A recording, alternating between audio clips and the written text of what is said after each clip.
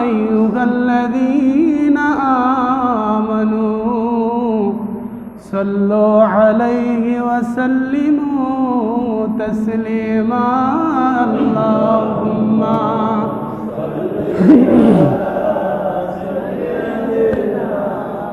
مولانا محمد وعلى آل سيدنا مولانا محمد اللهم صل على سيدنا مولانا محمد وعلى آل سيدنا مولانا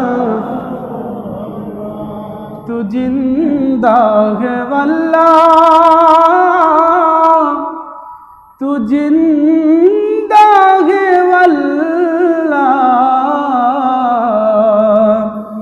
मेरे चश्मे आलम से चुक जाने वाले अल्लाहुम्मा सल्ली अला सय्यदिना मौलाना मुहम्मद व अला आले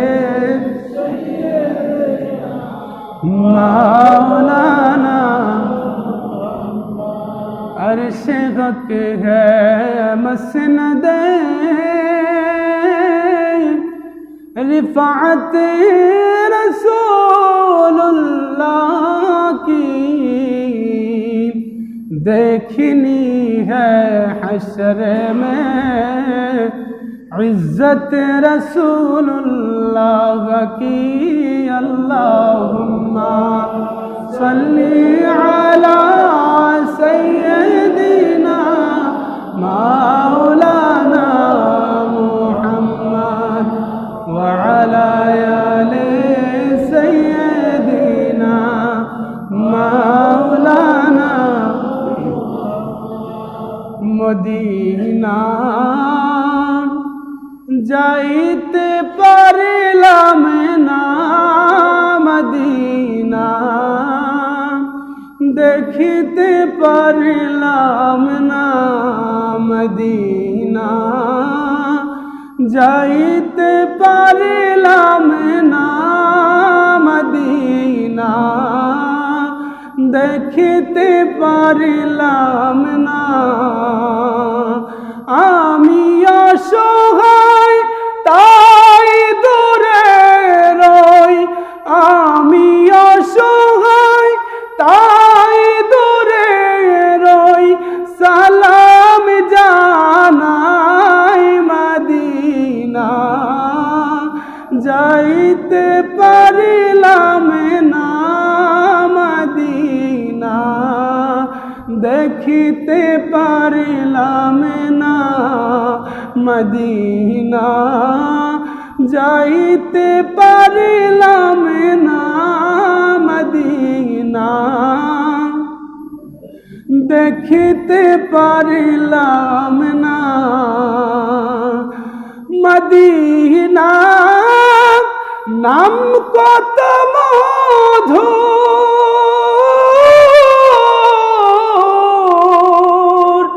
মদিনা আর যে কত দূর মদিনা নাম কত মধুর মদিনা আর যে কত দূর আমি অসহায় তাই দূরে রই সালাম জানাই মদিনা যাইতে পারিলাম না মদিনা দেখিতে পারিলাম না সবাই বলি মারহাবা আল্লাহ আমাদের প্রত্যেককে হজ্জ বাইতুল্লাহ জিয়ারতে মদিনা নসিব করুক সবাই বলি আমিন আল্লাহ রাব্বুল আলামিনের দরবারে লাখো কোটি শুকরিয়া আদায় করছি যে রব্বুল আলামিন আমাদেরকে আজকে জামাদাল উলার দ্বিতীয় জুমায় আল্লাহর ঘর মসজিদে আসার বসার সুযোগ করে দিয়েছেন। সেই মহান মনিবের দরবারে সবাই অন্তরস্থল থেকে পড়ি আলহামদুলিল্লাহ। এবং দো জাহানের বাদশাহ নবী, কান্ডারি নবী, শফিউল মুজনবিন নবীর উপর একবার আমরা দুরূদ শরীফ পড়ি সাল্লাল্লাহু আলান নবী। আজকের আলোচ্য বিষয় হচ্ছে নামাজের গুরুত্ব।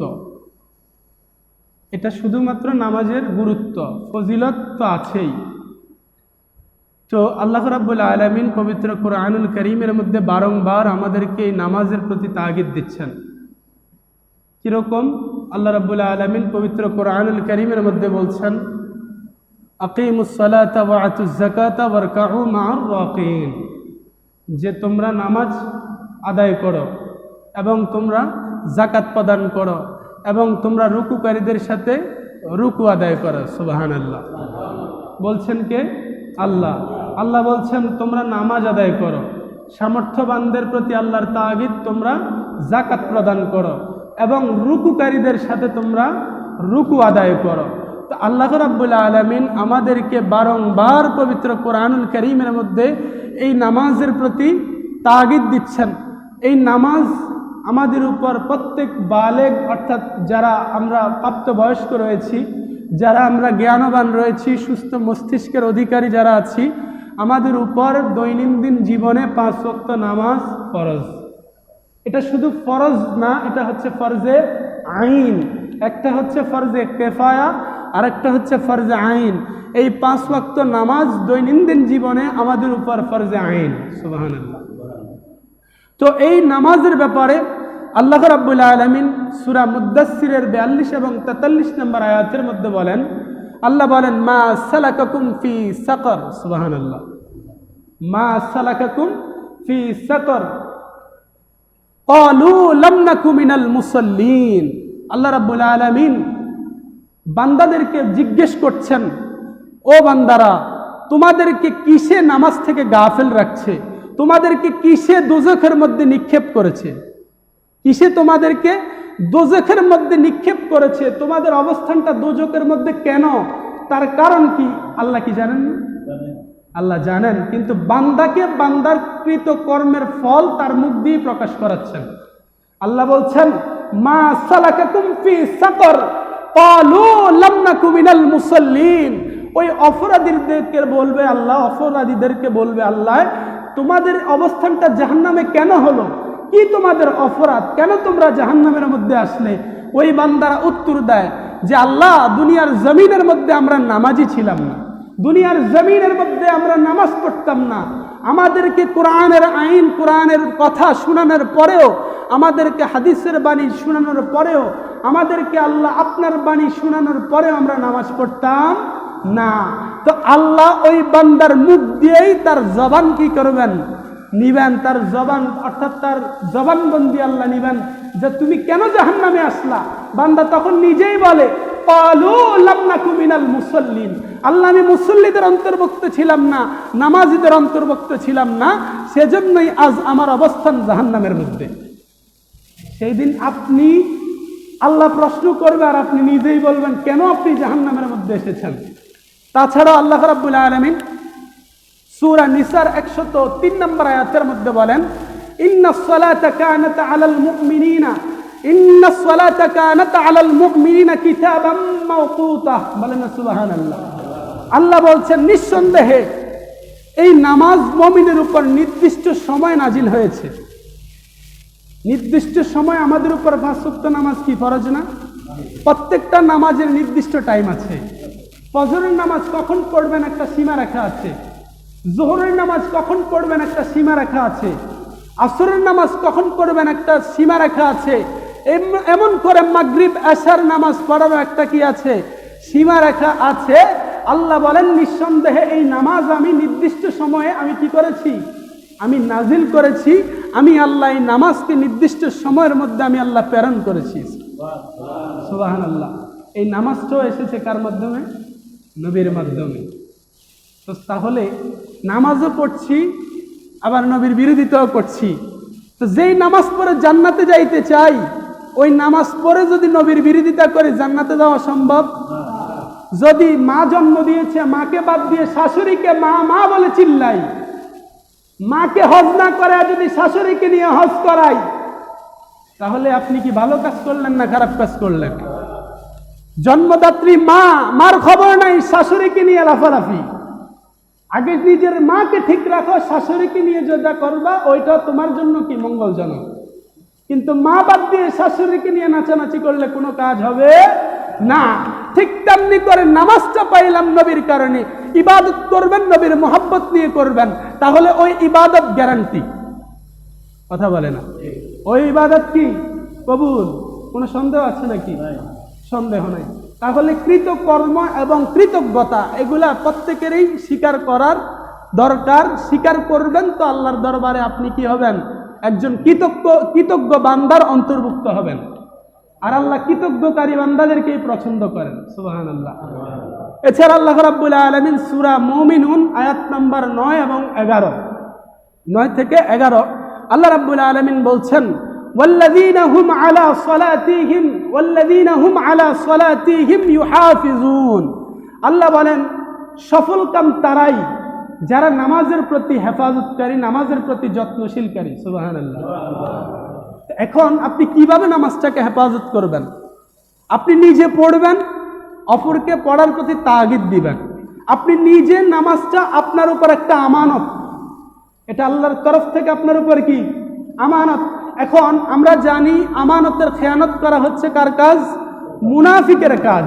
তো এই নামাজটা আল্লাহর তরফ থেকে আমাদের প্রতি একটা আমানত। এজন্য আল্লাহ বলছেন ওয়াল্লাযীনা হুম আলা সলাতিহিম ইউহাফিজুন। সফলকাম তারাই যারা তাদের নামাজের প্রতি বিশেষ যত্নবান, যারা হেফাজত করে নামাজকে। তো তারা কি সফলকাম? আল্লাহর ভাষায় আল্লাহ বলছেন তারা সফলকাম। শুধু তাই নয়, আল্লাহ আরো বলছেন উলাইকা হুমুল ওয়ারিসুন আল্লাযীনা ইউরিসুনাল ফিরদাউসা হুম ফিহা খালিদুন। আল্লাহ ওই সমস্ত লোকদের ব্যাপারে ঘোষণা করছেন, এই সব লোক উত্তরাধিকারী। কিসের উত্তরাধিকারী? আল্লাহ বলছেন তারা জান্নাতুল ফেরদাউসের উত্তরাধিকারী। গত এক জুমায় বলেছিলাম, জান্নাত চাইতে হলে আল্লাহ রাসূল বলেন তোমরা সর্বোচ্চ জান্নাত চাও, সর্বোচ্চ জান্নাত চাও, সেটা হচ্ছে জান্নাতুল ফেরদাউস। আর আল্লাহ এই আয়াতের মধ্যে তাদের প্রতি আল্লাহ কি দিচ্ছেন? আল্লাহ নিজে অঙ্গীকারবদ্ধ হচ্ছেন, যারা তাদের নামাজের প্রতি হেফাজতকারী, আল্লাহ তাদের জন্য রেখেছেন জান্নাতুল ফেরদাউস। তাহলে আমাদের নামাজের হেফাজত করার দরকার আছে না নাই? নামাজ পড়ার দরকার আছে না নাই? শুক্রবার আসলে মসজিদে জায়গা হয় না, কিন্তু 5 ওয়াক্ত নামাজের মধ্যে মুসল্লি 1 কাতার, 2 কাতার, 1.5 কাতার। এখনো পর্যন্ত বিশেষ কোনো অনুষ্ঠান ব্যতীত 3 কাতার হয় নাই। কথা বলেন, যারা নিয়মিত মুসল্লি, বিশেষ কোনো অনুষ্ঠান ব্যতীত 3 কাতার এখনো হয়নি। তাহলে আমরা কেমন নামাজের প্রতি যত্নশীল? আবার আমরা আল্লাহর জান্নাতেও যেতে চাই। জান্নাতে যাওয়ার আশা নাই কার? প্রত্যেকেরই জান্নাতে যাওয়ার আশা আছে। দেখেন হাদিসে পাকের মধ্যে নবীজি বলেন মিফতাহুল জান্নাতিস সালাহ। নামাজ হচ্ছে বেহেশতের চাবি। নামাজ বেহেশতের চাবি।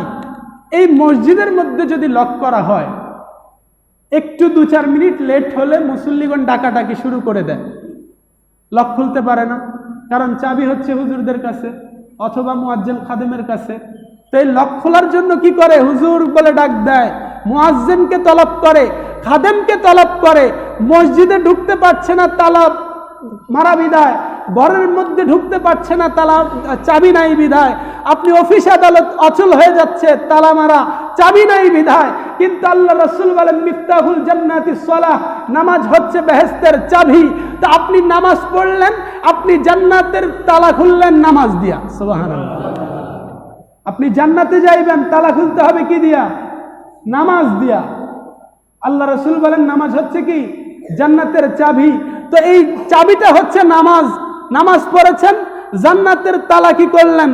খুললেন, তারপরে জান্নাতে যান অন্যান্য আমল দিয়া। সুবহানাল্লাহ। তো নামাজের দরকার আছে না নাই? আল্লাহর নবী আরো বলেন হাদিসে পাকের মধ্যে, হযরতে উমর ইবনুল খাত্তাব ইবনে উমর রাদিয়াল্লাহু তাআলা থেকে বর্ণিত হাদিস হচ্ছে ওয়ান ইবনে উমর ক্বালা ক্বালা রাসূলুল্লাহ সাল্লাল্লাহু আলাইহি ওয়াসাল্লাম, সবাই পড়ি সাল্লাল্লাহু আলাইহি ওয়াসাল্লাম।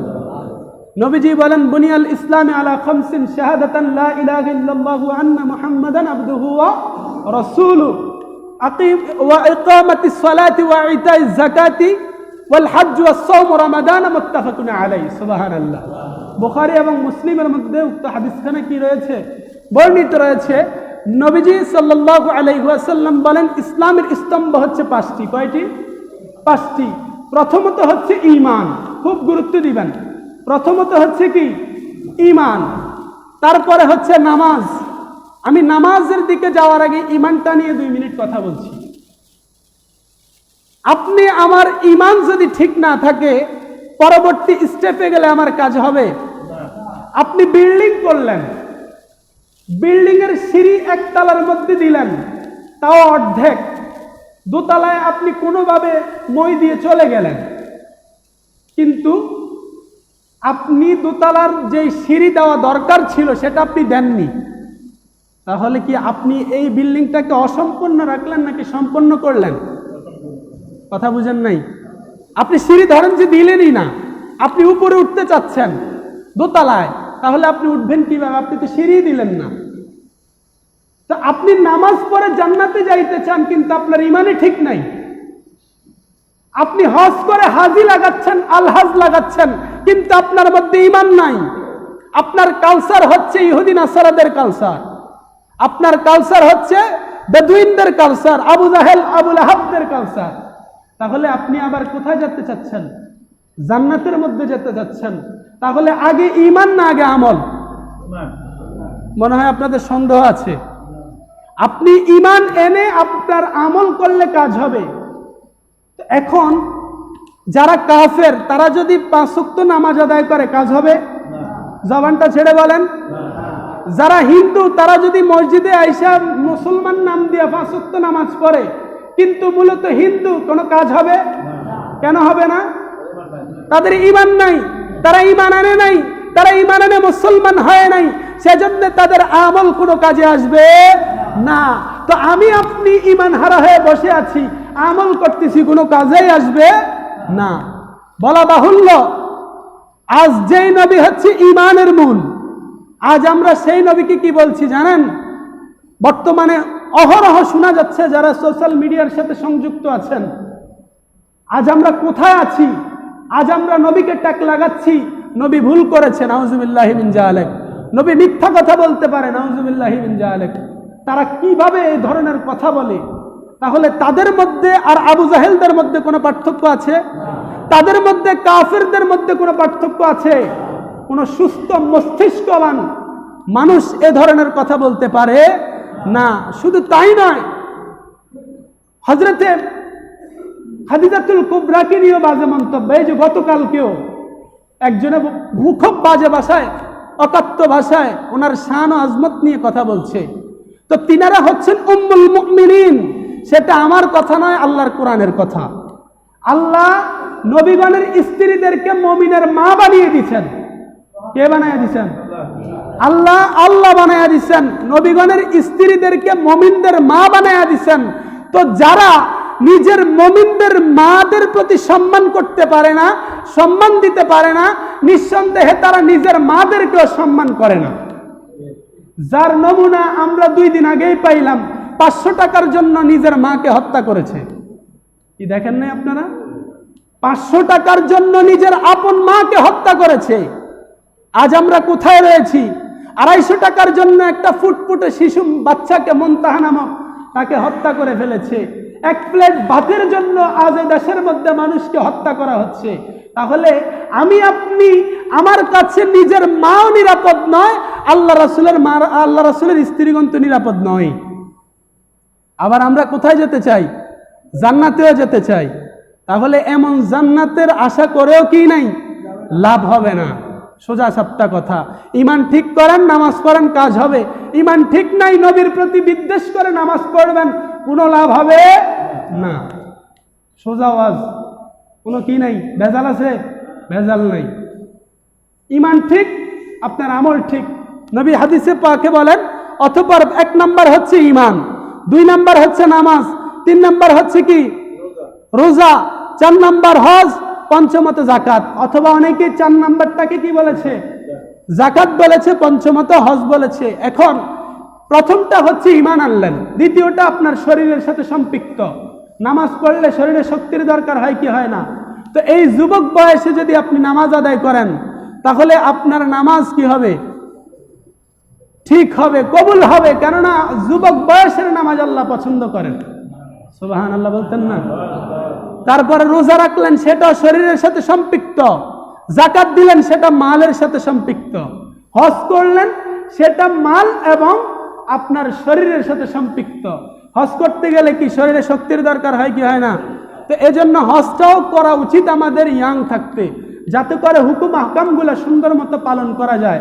আল্লাহ আমাদেরকে কবুল করুক, সবাই বলি আমিন। তাহলে এই 5টা হচ্ছে আমাদের ইসলামের স্তম্ভ।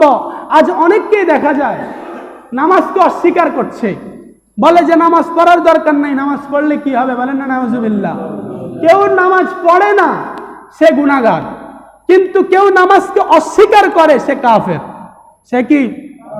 কেউ পড়ে না, সে ফাসিক, পড়ে না। কিন্তু কেউ যদি নামাজকে অস্বীকার করে, সে কি হয়ে যাবে? কাফের হয়ে যাবে। কেননা এটা হচ্ছে ফরজ বিধান, এটা আল্লাহ প্রদত্ত বিধান, এটা আল্লাহর রাসূল কর্তৃক মনোনীত। তাহলে আমরা আগে ঈমান ঠিক রাখবো, তারপরে আমল করব। উভয়টাই কাজ। আমি বলবো না ঈমান ঠিক রেখে আমল ছেড়ে দেন। আমাদের উভয়টারই কি আছে? দরকার আছে। নামাজ পড়বেন, ঈমান ঠিক রাখবেন, দুনিয়াও কল্যাণময়, আখিরাতও কি কল্যাণময়। যেমন দেখেন, প্রত্যেক জিনিসের একটা নিদর্শন আছে। ইতিপূর্বেই বললাম, কেউ যদি নামাজ পড়ে ঈমান না থাকে তাহলে সে কি হবে না? ঈমানদার হবে না। ঠিক আল্লাহ রাসূল সাল্লাল্লাহু আলাইহি ওয়াসাল্লাম ঈমানের একটা মিসাল দিচ্ছেন, উদাহরণ দিচ্ছেন। নবীজি বলছেন, লিকুল্লি শাইইন আলামুন ওয়া আলামুল ঈমানিস সালাহ। সুবহানাল্লাহ। নবীজি বলেন, প্রত্যেক কিছুর একটা নির্দিষ্ট আলামত আছে, নিদর্শন আছে। আর এই নামাজ হচ্ছে ঈমানদারের নিদর্শন। নামাজ হচ্ছে কাদের নিদর্শন? ঈমানদারদের নিদর্শন। অন্য এক হাদিসের মধ্যে নবীজি বলেন, তোমরা কাফের এবং মুসলমান নির্ণয় করতে হলে নামাজিদের দিকে দেখো। সুবহানাল্লাহ। এখন যারা ঈমানদার, যারা মুসলমান, তারাই তো নামাজ পড়তে আসে। আর যারা কাফের বেদুইন, তারা কি নামাজ পড়তে আসে? তা হালাকে কিন্তু আপনি নামাজ পড়েন না বিধায় আপনার অবস্থান কিন্তু অন্যদিকে চলে যাচ্ছে। কথা বলে না? আপনি নামাজ পড়ছেন না। নবীজি বলেন, নামাজ মুসলমান এবং কাফেরের মধ্যে পার্থক্যকারী। কি? নামাজ মুসলমান এবং কাফেরের মধ্যে পার্থক্যকারী এই নামাজ। তা আমি মুসলমান হয়ে নামাজ পড়লাম না, তাহলে আমিও তো এই হিসেবে কাফেরদের অন্তর্ভুক্ত হয়ে যাচ্ছি। তাহলে নামাজ পড়তে হবে কি হবে না? আল্লাহ আমাদের প্রত্যেককে আমল করার তৌফিক দান করুক, সবাই বলি আমিন। আমি আপনি নামাজ পড়ছি না, অথচ আমাদের এই নামাজটা হচ্ছে সর্বোত্তম আমল। নবীজিকে হযরত আব্দুল্লাহ ইবনে মাসউদ রাদিয়াল্লাহু তাআলা বলছেন, ইয়া রাসূলুল্লাহ, সর্বোত্তম আমল কোনটি? নবীজি সাল্লাল্লাহু আলাইহি ওয়াসাল্লাম উত্তর দিচ্ছেন, আস-সালাতু আলা ওয়াক্তিহা, সময় মতো নামাজ আদায় করা। সুবহানাল্লাহ বলতেন। সময় মতো নামাজ আদায় করা এটা আল্লাহর পছন্দের। কি? আল্লাহর পছন্দের। কার পছন্দের? আল্লাহর পছন্দের। এবং এই হাদিসের মধ্যে আরো 2টা বিষয় রয়েছে। আরেকটা হচ্ছে, নবীজি বলেন, বিরুল ওয়ালিদাইন, সময় মতো উপযুক্ত সময়ে পিতামাতার খেদমত করা। 3 নাম্বার, যদি জিহাদের হুকুম চলে আসে, কোন বেদুইনদের সাথে মুসলমানদের দ্বন্দ্ব লেগে যায়, কোন কাফেররা মুসলমানদের উপর আক্রমণ চালায়, আপনার দিন ধর্মের উপর আক্রমণ চালায়, ওই মুহূর্তে জিহাদের প্রয়োজন এবং ওই মুহূর্তে জিহাদ আবশ্যক। কিন্তু এখন আমরা জিহাদ জিহাদ বলি, যেটা এটা জিহাদ নয়। এটা কি নয়? জিহাদ নয়। মূলত বেদুইনদের সাথে যুদ্ধ করা, বেদুইনদের সাথে নিজের ইসলাম রক্ষা করা, নিজের ঈমান রক্ষা করা, নিজের দিন ধর্ম রক্ষা করার জন্য যদি যুদ্ধের প্রয়োজন হয়, যুদ্ধ লাগে, সেটাই হচ্ছে ইসলামের পরিপূর্ণ জিহাদ, ইসলামের আসল জিহাদ। কিন্তু এখন আমরা যে জিহাদ জিহাদ বলি, এটা জিহাদ নয়, এটা হচ্ছে জিহাদের নামে 2 নাম্বারি। জিহাদের নামে 2 নাম্বারি। জিহাদের সংজ্ঞা বুঝতে হবে। শহীদের সংজ্ঞা জানতে হবে। আজ আমরা একজন মরলেই শহীদ ফতোয়া দিয়ে দিলেই হবে না, জিহাদ জিহাদ করে জিহাদের ফতোয়া দিয়ে দিলেই হবে না। আমাদের এগুলো সংজ্ঞা জেনে সংজ্ঞা বলে তারপরে বলা উচিত। তো ঠিক তেমনি করে নবীজি বলেন, যখন জিহাদের ডাক আসবে তখন জিহাদে অংশগ্রহণ করা। সুবহানাল্লাহ। তো এই আমলগুলো হচ্ছে কি আল্লাহর কাছে পছন্দনীয়। তো যেখানে আল্লাহর কাছে এটা পছন্দনীয়, সেখানে আমরা আল্লাহকে সন্তুষ্ট করতে চাই কি চাই না? তো আল্লাহকে যদি আমরা সন্তুষ্ট করি তাহলে আমাদের কল্যাণ আসবে কি আসবে না? অবশ্যই অবশ্যই আমাদের কল্যাণ আসবে। নামাজ দেখেন, আল্লাহ বলছেন ওয়াস্তাঈনু বিস-সাবরি ওয়াস-সালাহ। খুব মনোযোগ দিবেন। যারা অর্থ জানেন তারা অবশ্যই বুঝে ফেলেছেন অর্থটা কি। আল্লাহ বলছেন কি ওয়াস্তাঈনু বিস-সাবরি ওয়াস-সালাহ। তোমরা আমি আল্লাহর কাছে চাও, তুমি আমার আল্লাহর কাছে প্রার্থনা করো সবর এবং নামাজের মাধ্যমে। আপনাদের সুবহানাল্লাহর আওয়াজ মনে আপনারা রাগ করেন। আল্লাহ কি বলছেন? ওয়াস্তাঈনু বিস-সাবরি ওয়াস-সালাহ। তোমরা আমি আল্লাহর কাছে সবরের মাধ্যমে নামাজের মাধ্যমে প্রার্থনা করো। কে বলছেন? আল্লাহ। কিসের মাধ্যমে? এবং আরো কি থাকতে হবে? ধৈর্য থাকতে হবে। সবর সবর ধৈর্য থাকতে হবে। তো আল্লাহ বলছেন, শিখিয়ে দিচ্ছেন আল্লাহ, আমার কাছে চাও নামাজের মাধ্যমে। এখন আমাদের মধ্যে দেখা যায় নামাজ পড়লাম, সালাম ফিরে দৌড়। আল্লাহ তো বলছেন আল্লাহর কাছে চাওয়ার জন্য কিসের মাধ্যমে? নামাজের মাধ্যমে। আল্লাহই শিক্ষা দিয়ে দিচ্ছেন, তোমরা আমি আল্লাহর কাছে চাও নামাজের মাধ্যমে। এজন্য নামাজ হচ্ছে আল্লাহ এবং বান্দার একটা সেতু বন্ধন। এজন্য নামাজ হচ্ছে আল্লাহ এবং বান্দার মধ্যে একটা প্রেমময় সম্পর্কের মাধ্যম। আপনি আপনার ইচ্ছাগুলা নামাজের ভিতরে বলতে পারবেন? যারা জানেন তারা বলেন। শরীয়তের মধ্যে নিষেধ, এবং নামাজের মধ্যে কেউ যদি কোনো কিছু চায় তার নামাজই ভেঙে যাবে। তার নামাজ কি হবে? মাসালাটা জেনে নেন। আপনি যদি নামাজ পড়তেছেন আর বলতেছেন আল্লাহ আমাকে দম দেন, আল্লাহ আমাকে সন্তান দেন, আল্লাহ আমাকে দৌলত দেন, আপনার নামাজই বাতিল। তাহলে আপনি চাইবেন কোন সময়? আগে চাইবেন? তা আল্লাহ তো বলছেন নামাজের মাধ্যমে চাইতেন। তো নামাজ পড়ে আল্লাহকে রাজি করলেন, তারপরে এবার চান। তা আগে চাইলেন, লাভ হইল কি? আপনি নামাজ পড়ছেন, আল্লাহকে সেজদা করছেন, হুকুম মান্য করলেন, এবার আপনি আল্লাহর কাজ করছেন, আল্লাহ কি আপনাকে সাজা দিবেন না? এখন এখানে যারা কর্ম খাটছেন, কাজ করতেছেন, বদলা দিতেছেন, যেভাবেই নেন না কেন, অনেকে অনেক ভাষায় নেয়, গ্রাম্য ভাষা হিসেবে আপনি শ্রম দিচ্ছেন। আপনাকে কি আগে টাকা দিচ্ছে না পরে টাকা দিচ্ছে? আমরা যে এখানে খেদমত করছি, আমাদের কি আগে দিচ্ছে না পরে দিচ্ছে? আপনি কাজ করার পরে আপনাকে যাজা দিচ্ছে, আপনার প্রতিদান দিচ্ছে, আপনার বেতন দিচ্ছে, আপনার বেনিফিট দিচ্ছে আপনাকে।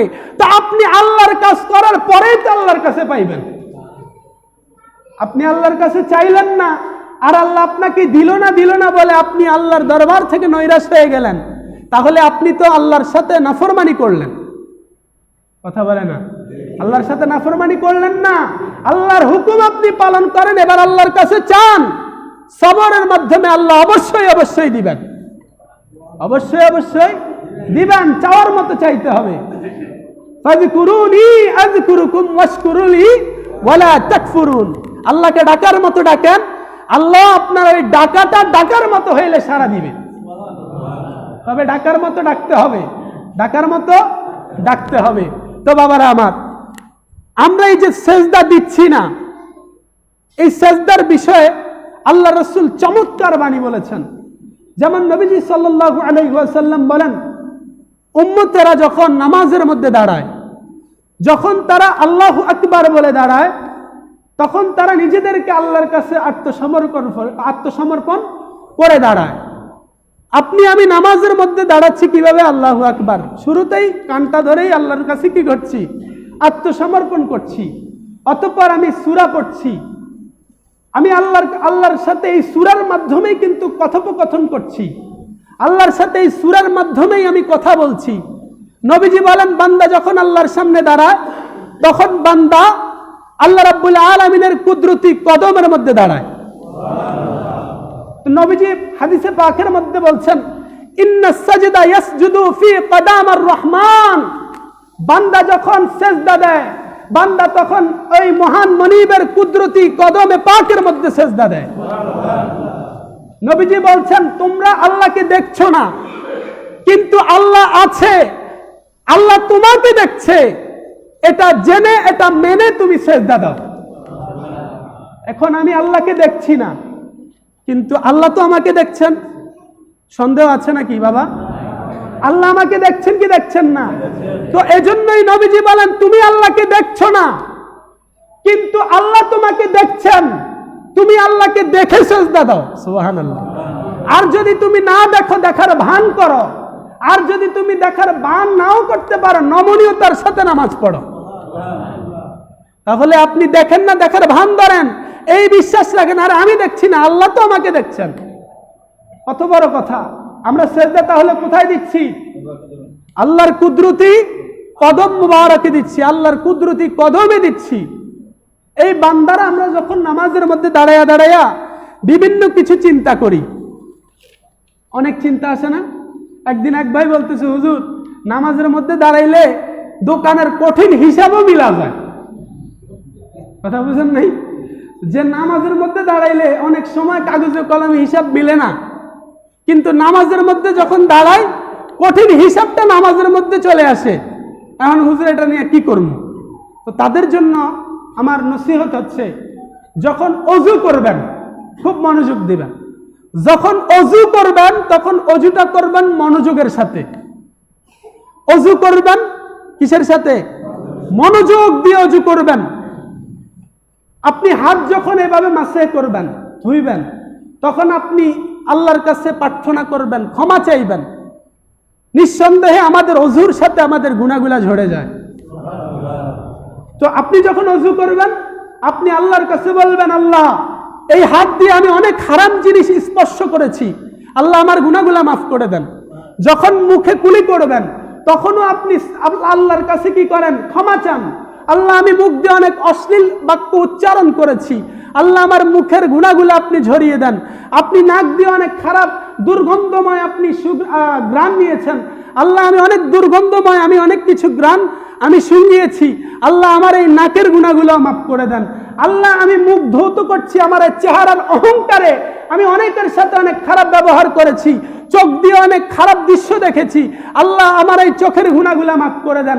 আপনি মাথা মাসে করবেন, হাত পুরো হাত ধুইবেন, আল্লাহ আমি এই পুরোটা হাত দিয়ে, আল্লাহ এই হাতে বলে আমি অনেক খারাপ কিছু কি করেছি, ধরেছি, অনেকের প্রতি জুলুম করেছি, আল্লাহ আমার এই গুনাহগুলো মাফ করে দেন। মাথা মাসে করলেন, আল্লাহ এই মাথার সাহায্যে, এই মাথা দিয়ে অনেক কুধারণা আমি চিন্তা করেছি, অনেক খারাপ জিনিস আমি ধারণা করেছি। কান মাসে করবেন, আল্লাহর কাছে কইবেন, আল্লাহ আমি কান দিয়ে অনেক কিছু কি খারাপ কিছু শুনেছি। পা দিয়ে পা ধুবেন, আল্লাহর কাছে বলবেন, আল্লাহ এই পা দিয়ে অনেক খারাপ পথে হেঁটেছি। এমনি করে আপনি অজুটাকে মনোযোগের সাথে করেন, দেখবেন আপনার নামাজের মধ্যেও মনোযোগ চলে আসবে। তো আল্লাহর রাসূল সরকারে কাউনিন নবী সাল্লাল্লাহু আলাইহি ওয়াসাল্লাম হাদিসে পাকের মধ্যে বলছেন, যে ব্যক্তিরা নামাজের মধ্যে অমনোযোগী, নামাজের মধ্যে অনেক চিন্তা ধারণা তাদের চলে আসে, তারা নামাজের মধ্যে অনেক কিছু চিন্তা ভাবনা করে, আল্লাহ রাব্বুল আলামিন ওই বান্দাদেরকে উদ্দেশ্য করে বলেন, এ বান্দা তুমি কি ভাবছো, তুমি কি নিয়ে চিন্তা করছো, তুমি যে বিষয়টা নিয়ে চিন্তা করছো, তুমি যেটা নিয়ে তুমি চিন্তা করছো, যেটা নিয়ে তুমি আমার নামাজের মধ্যে অমনোযোগী হয়ে আছো, ও বান্দা তুমি শুনে রাখো, তোমার ওই জিনিস থেকে আমি আল্লাহ অতি উত্তম। আল্লাহ তখন ওই বান্দাকে গায়বী ভাবে এলান করে, যদিও আপনি শুনেন না, কিন্তু এখন শুনছেন না, কথা বলে না। এখন আমি যে বলেছি আল্লাহ রাসূলের হাদিসে পাকের কথা বলে, তো আপনি এখন শুনছেন তো, তাহলে এখন থেকে নিজেকে এটা মনে করেন যে আল্লাহ আমাকে এটা এলান করছে, না না আমার অন্য কোনো কিছুর চিন্তা করা যাবে না, আমার ধ্যান খেয়াল থাকবে আল্লাহর প্রতি, আমি যখন আল্লাহু আকবার বলবো তখন আমার ধ্যানটা চলে যাবে আল্লাহ কত মহান। আমি যখন সুবহানাল্লাহ বলবো তখন আমার ধ্যানটা চলে যাবে আল্লাহ কত পবিত্র, আল্লাহ কত উত্তম সত্তা। এমনি করে যখন আপনি প্রতিটা তাসবিতে আল্লাহর শান ও গুণ কীর্তন করবেন, আল্লাহর গুণ কীর্তন করবেন, আল্লাহর পবিত্রতার বর্ণনা দিবেন, ঘোষণা করবেন, তাহলে আপনার আমার এই নামাজটা অন্যদিকে যাওয়ার কোনো সুযোগ নাই। তাহলে আল্লাহ আমাকে আপনাকে গায়বী ভাবে ঘোষণা দিচ্ছেন, বান্দা অন্যদিকে মনোযোগী হয় না। তুমি যেটা নিয়ে ভাবছো তোমার ইচ্ছা আমি আল্লাহই পূরণকারী। তুমি যেটা নিয়ে ভাবছো ওইটা আমি আল্লাহর চেয়ে উত্তম নয়, বরঞ্চ ওইটার চেয়ে অধিক উত্তম আমি আল্লাহ। তো সে আল্লাহকে দেখি না কিন্তু দেখার ভান করে সেজদা দিতে হবে। সে আল্লাহকে দেখি না কিন্তু দেখার ভান ধরে নামাজ পড়তে হবে। এখন নামাজটা পড়বেন কিভাবে? আল্লাহর সাথে ভাব নিয়া, কথা বলে না, আল্লাহর সাথে পাঠ নিয়া। এখন আমাদের অনেক ভাইয়েরা আছে নামাজের মধ্যে আমরা এমন ভাবে দাঁড়াই মনে হয় যে সে আল্লাহর সাথে রাগ করে আছে। মানে আপনি খেয়াল করলে দেখবেন অনেকের নামাজের স্টাইল এমন, দুই পা দুইটা দুই দিকে চাক দিয়ে দাঁড়ায়, এইভাবে এমনি দাঁড়ায় মনে হয় যে হ্যাঁ কাউরে মারবো নাইলে ধরবো। কিন্তু দেখেন কুরআন হাদিসের বাইরে একটা কথা বলবো না, কিন্তু আল্লাহ রাব্বুল আলামিন নিজেই পবিত্র কুরআনুল কারীমের মধ্যে যে আমি প্রারম্ভিকেই আমি আলোচনা তেলাওয়াত করেছিলাম, আল্লাহ বলেন قد أفلح المؤمنون, মুমিনদেরকে আল্লাহ বলছেন, কোন কাফের মুশরিক বেঈমান বেদুইনকে নয়। আল্লাহ বলছেন قد أفلح المؤمنون, অবশ্যই ইমানদারগণ সফল কাম হয়েছে। সুবহানাল্লাহ, অবশ্যই ইমানদারগণ সফল কাম অর্জন করেছে, সফল কাম হয়েছে।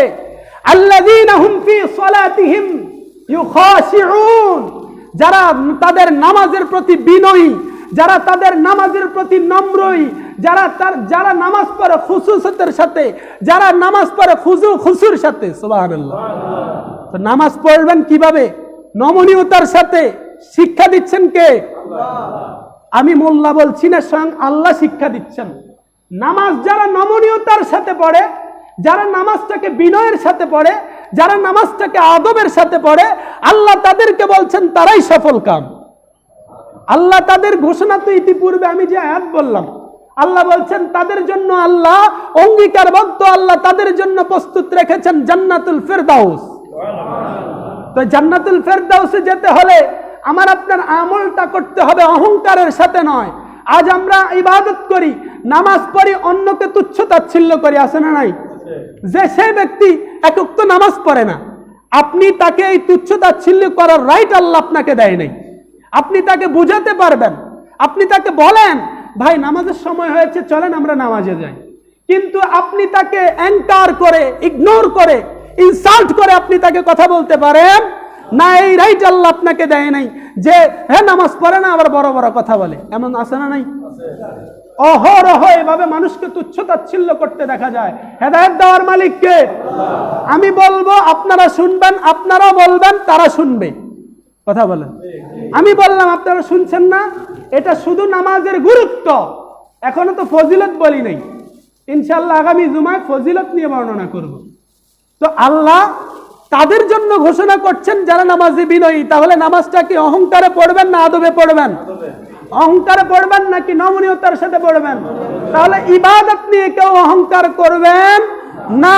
আপনি নামাজ পড়েন আলহামদুলিল্লাহ, ভালো, কবুল করার মালিক আল্লাহ, কিন্তু ইবাদত নিয়ে কখনো অহংকার করবেন না।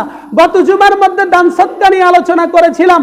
আল্লাহ বলেন যারা দান করে এবং ফোঁটা দেয়, তাদের এই দান তো কবুল হবেই না, বরঞ্চ তারা অহংকারী হিসাবে আল্লাহর কাঠগড়ায় দাঁড়াবে। তাহলে এমন দানেরও আমাদের দরকার নাই, এমন খাওয়ানোরও আমাদের কি নাই, দরকার নাই। যে খাওয়ায় আবার খোটা দেয়, যে দান কইরা আবার কি করে, খোটা দেয়, যে নামাজ পড়া আবার নামাজের অহংকার করে, এমন নামাজেরও আমাদের কি নাই, দরকার নাই। তাহলে অহংকার মুক্ত নামাজ চাই কি চাই না? তো অহংকার মুক্ত নামাজই পড়তে চাই। অহংকার মুক্ত নামাজ পড়ব, খুশি করব কাকে? আল্লাহকে। আল্লাহ কবুল করুক, সবাই বলি আমিন। শেষ একটা কোরআনের আয়াত দিয়ে শেষ করছি। আল্লাহ রাব্বুল আলামিন সূরা কলমের মধ্যে 42-43 নম্বর আয়াতের মধ্যে বলছেন আমি আয়াতটা উল্লেখ করলাম না, শুধুমাত্র বাংলা সারাংশটা বলে যাচ্ছি। আল্লাহ রাব্বুল আলামিন পরকালের মধ্যে বান্দাদেরকে উন্মুক্ত করবেন, অর্থাৎ তাদের পায়ের গোছালি উন্মুক্ত করবেন, গোড়ালি উন্মুক্ত করবেন। মোট কথা হচ্ছে আল্লাহ ওই দিন জাহান্নামীদেরকে আল্লাহ রাব্বুল আলামিন এক জায়গায় দাঁড় করাবেন, সেটা হচ্ছে কোথায়? হাসরের ময়দান। আল্লাহ হাসরের ময়দানের মধ্যে সবাইকে একত্রিত করবেন। কোরআনের আয়াতের বর্ণনা সূরা কলম আয়াত নাম্বার 42 এবং 43। তো আল্লাহ ওই দিন হাসরের ময়দানের মধ্যে ওই উম্মতদেরকে, সবাইকে, নবীর উম্মতদেরকে, আল্লাহর বান্দাগণকে সবাইকে এক জায়গার মধ্যে করবেন। করার পরে আল্লাহ রাব্বুল আলামিন তাদেরকে হুকুম করবেন, ও বান্দারা, আমি আল্লাহকে এবার সেজদা দাও। সুবহানাল্লাহ। আল্লাহ রাব্বুল আলামিন তাদেরকে বলবেন, সমস্ত মানুষদেরকে বলবেন, আমাকে সেজদা দাও। কোরআনের বর্ণনায় তাদের পিঠ তামার পাত্রের মতো শক্ত হয়ে যাবে। কোরআনের বর্ণনায় আল্লাহ বলেন, তখন তাদের পিঠটা, তাদের শরীরটা তামার পাত্রের মতো শক্ত হয়ে যাবে, তারা সেজদা দিতে পারবে না। কিন্তু তারা চাইবে সেজদা দেওয়ার জন্য, কিন্তু তারা সেজদা দিতে পারবে না। তো আল্লাহকে বলবেন, আল্লাহ, সেজদা তো দিতে চাচ্ছি, কিন্তু আল্লাহ পারছি না, আল্লাহ পারছি না। তখন আল্লাহ রাব্বুল আলামিন তাদের ব্যাপারে বলবেন, দুনিয়ার জমিনের মধ্যে আমার বাণী তোমাদের মধ্যে পৌঁছেছে, দুনিয়ার জমিনের মধ্যে নামাজের আলোচনা তোমাদের মধ্যে হয়েছে, দুনিয়ার জমিনের মধ্যে কোরআনের আয়াত তোমাদের মাঝে তেলাওয়াত করা হয়েছে, কিন্তু তখন তোমরা নামাজ পড়ো নাই। এখন তোমরা চাইলেও আমি আল্লাহকে সেজদা দিতে পারবো না। তাহলে সেজদা যা দেওয়ার দুনিয়া থেকেই দিয়ে নেন। আল্লাহকে তখন সেজদা দিতে মন কাঁদবে, চেষ্টা করবেন, চাইবেন, কিন্তু পারবেন না। তো কারা পারবেন? যারা নামাজের প্রতি সচেতন ছিল, যারা নামাজের প্রতি আনুগত্যশীল ছিল, যারা নামাজের প্রতি নমনীয়শীল ছিল, যারা নামাজের প্রতি যত্নশীল ছিল, একমাত্র ওই দিন তারাই আল্লাহর কুদরতি কদমের মধ্যে লুটে পড়বে। বলে না সুবহানাল্লাহ। তো সেই দিন পারবে না কারা? বেনামাজিরা, নাফরমান বান্দারা। কিন্তু সেই দিন যারা আপনারা নামাজ পড়েন, নামাজ পড়তে আসেন, নামাজ পড়েন আল্লাহকে রাজি খুশি করার জন্য, তারা ওই দিন অনায়াসেই সেজদা দিয়ে দিবেন। তো দেখেন, ওই দিনের সেজদা যারা মাওলায়ে কারিমকে দিতে পারবে, তাদের মতো সৌভাগ্যবান কি আর কেউ আছে? তো সেজদা যারা দিতে পারবে তারাই তো সফল কাম, সেজদা যারা দিতে পারবে তারাই তো সফল কাম। সেজদা প্রসঙ্গে কথাটা এসেছে বিদায় বলতেছি। আমি কালকে মাগরিবের সময় উল্লেখ করলাম, খুবই দুঃখের বিষয়, নামাজ পড়ছি, সেজদা দিচ্ছি কাকে? আপনাদের সন্দেহ আছে? এই যে কোরআনের আয়াত দিয়ে বললাম, বারবার সেজদা প্রসঙ্গ নিয়ে আলোচনা করলাম, করতেছি, সেজদা দিচ্ছি আল্লাহকে। কিন্তু আমাদের কিছু ভাইয়েরা আছে, বলে যে হেরা সেজদা দেয় মাজারওয়ালারে। কি বলে, কি বলে না? তো এখানে মসজিদে এসে সেজদা কি মাজারওয়ালাকে দিচ্ছেন না আল্লাহকে দিচ্ছেন? এই মসজিদ আর মাজার কি দুইটা আলাদা বিষয় নয়? ওইটা আলাদা বিষয়, এটা আলাদা বিষয়। মাজারে মাজারওয়ালার জিয়ারত হয়, মাজারে মাজারওয়ালার স্মরণ হয়, কিন্তু মাজারের মধ্যে কি আমরা সেজদা দেই? তো কেউ কি বলতে পারবেন কোনোদিন যে অমুকে যায় সেজদা দিছে? কিন্তু আপনারা অনেকের মুখে বলতে শোনা যায়, আমার খাদেম সাহেব কালকে সকাল ফজরের টাইমে আমাকে বলতেছে যে হুজুর অমুক লোক এই বলতেছে। তাহলে এগুলা হচ্ছে মিথ্যা অপবাদ। তো যারা এই ধরনের মিথ্যা অপবাদ দিচ্ছে, তারা নিঃসন্দেহে আমাদের প্রতি জুলুম করছে, তারা আমাদের প্রতি কি করছে? জুলুম করছে। তো জুলুমকারীকে কি আল্লাহ পছন্দ করেন না অপছন্দ করেন? ইনশাআল্লাহ এটার যাজা আল্লাহর কাছ থেকে আদায় করে নিব। যারা আমাদেরকে এই ধরনের মিথ্যা অপবাদ দিচ্ছে, যারা আমাদেরকে মিথ্যা ট্যাগ লাগাচ্ছে, আমরা এটার যাজা আল্লাহর কাছ থেকে আদায় করব। আমাদের এই জুলুম করার কারণে, আমাদের প্রতি এই জুলুম করার কারণে, এই জুলুমের যাজা আল্লাহর কাছ থেকে কি করব? আদায় করব এই অপবাদের কারণে। শুনে নেন, সূরা হুজরাতের মধ্যে রয়েছে, কোন মুসলমানকে নিয়ে কোনো ধারণা করা যাবে না। আমি ইবাদত করলাম আল্লাহর, আপনি নাম দিয়ে দিলেন আরেকজনের, তাহলে আপনি আমাকে নিয়ে অন্য কিছু ভাবলেন, তাহলে আপনি কি করলেন? আমার প্রতি মিথ্যা অপবাদ দিলেন। আর মিথ্যা অপবাদ দেওয়া কি ভালো মানুষের কাজ না খারাপ মানুষের কাজ? এবং অনুমান করা হারাম। আজকে শেষ এই কথাটা নিয়ে নেন, অনুমান করা হারাম। আমরা আজ কথায় কথায় অনুমান করছি, আমরা কথায় কথায় অনুমানের ভিত্তিতে আরেকজনকে আমরা অপরাধীর কাঠগড়ায় দাঁড় করাচ্ছি। তাহলে এই অনুমান বিষয় হারাম হওয়া সত্ত্বেও আমরা আরেকজনকে কি করছি? অনুমানের ভিত্তিতে অপরাধী বানাচ্ছি। আল্লাহর কাঠগড়ায় অবশ্যই অবশ্যই তাদের জবাবদিহি করতে হবে। আল্লাহ এদের থেকে আমাদের ঈমান ও আমল হেফাজত করুক, সবে বলি আমিন। আল্লাহ আমাদেরকে হেদায়েত দান করুক, সবে বলি আমিন। ওয়া আখিরু দাওয়ানা আনিল হামদুলিল্লাহি রাব্বিল আলামিন। যারা কাবলাল জুমা 4 রাকাত নামাজ আদায় করেননি, আদায় করে নিন।